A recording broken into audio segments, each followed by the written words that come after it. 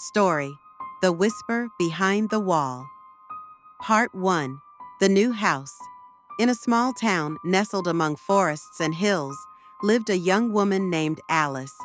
After the death of her grandmother, she inherited an old house on the outskirts of the town. The house was enormous, with high ceilings, creaky wooden floors, and numerous rooms that hadn't been opened in decades.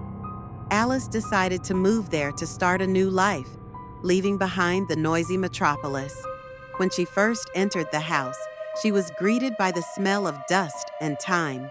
Everything looked as though no one had lived there for years, but Alice was happy about it.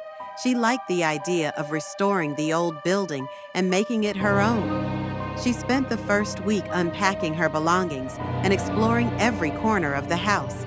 However, one room caught her attention more than the others. It was a small bedroom on the second floor, with peeling wallpaper and a strange dark stain on the wall opposite the bed. The stain was almost black, and it seemed to move if you stared at it long enough. Alice brushed it off as fatigue and poor lighting. Part 2. The first sounds that night, everything began.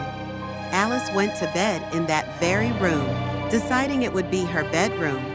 Around 2 in the morning, she was awakened by a strange sound. It sounded like something was scratching the wall behind her head. The noise was faint but persistent, as if something or someone was trying to get out. Alice turned on the light and approached the wall. She examined it carefully, but found nothing. No cracks, no holes, no signs of anything unusual. She tried to calm herself, telling herself it was probably mice or old wooden beams creaking from the cold. But the sound continued throughout the night. The next day, Alice decided to ask the neighbors about the house. An elderly woman from across the street told her that this house had long been considered strange. Many families had tried to live there, but they soon moved out, complaining about something that disturbed them. One family even claimed to hear voices coming from the walls. Part 3. The Whisper. A few days later, the sounds grew louder. Now it wasn't just scratching, it was words. Faint, barely audible whispers emanated from behind the wall. Alice couldn't make out what they were saying, but she felt as though they were directed at her. Sometimes the whisper sounded like a plea, other times like a threat. One night, Alice woke up to the whisper becoming loud and clear. She heard the phrase, "Help me, I'm here." The voice was childlike, frightened. Alice froze, her heart pounding. She approached the wall and pressed her ear against the cold surface. Silence. But after a few seconds, the voice repeated, "I'm here, help." Alice decided it was too strange to ignore. She began researching the house in local archives and libraries.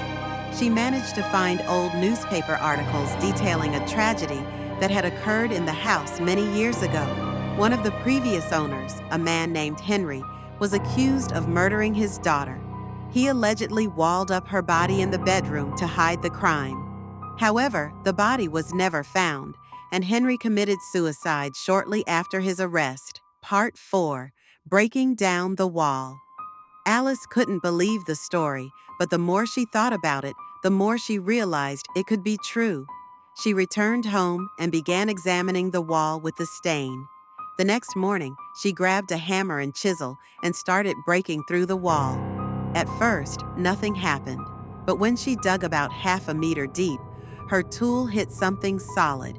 It was a wooden box, covered in dust and cobwebs. Alice's hands trembled as she opened it.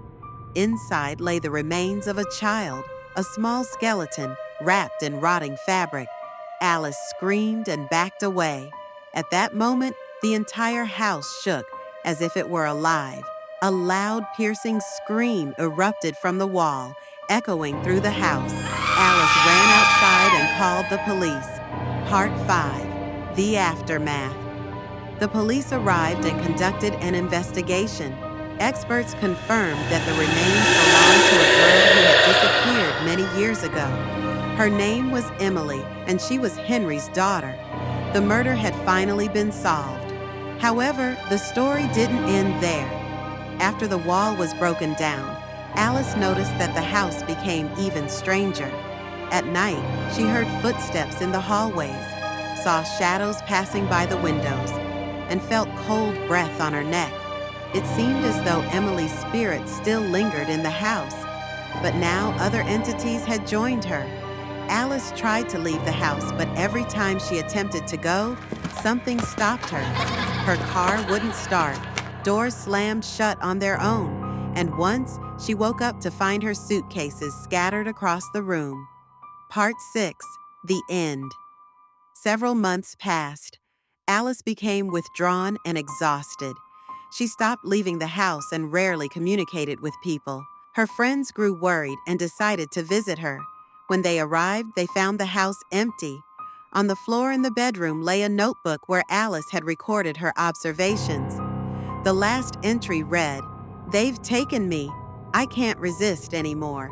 If you're reading this, don't try to find me. They're everywhere." The house stands empty again. People avoid walking past it after dark.